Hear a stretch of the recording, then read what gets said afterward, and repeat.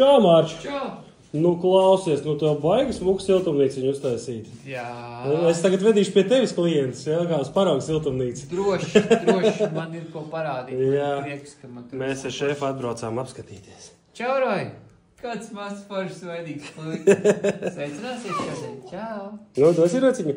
Dod rociņu. Jā, viņš ies klēpī aizies tev pastīties, ko tu tur dari. Es tu teicu ķēdītes. Pastāst man par tām ķēdītēm. Pie šīs skrūves pieskrūvē vienu ķēdes posmu, un šeit ieskrūvē kaut kur āķīti. Un tu ķēdīt vienkārši aizāķē. Atvērtā veidā to durvi. Vai piespiežās uz skrūvītēm? Atais līdz brīdim, kamēr viņi paliek stīvāk un aizāķē aiz no posmiņiem. Kāpēc tev tāda ekstra ķēde karājās? Lai viņi var nolaist zemāk. Tas ir regulācijai.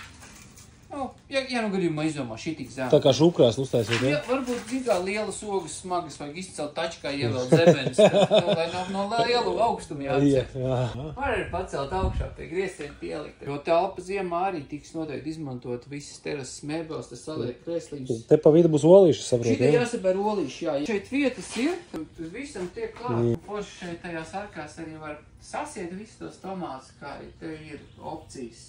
Gan trosītas, gan līstiņas pielikt. Tā ir ļoti ērti, ja gadījumā kāds izdomā arī ir galdiņu vai, teiksim, šūpolītis. Jā. Super ērti. Man viņas ir uzrasētas. Ralf Haus atbrauks un izdarīs.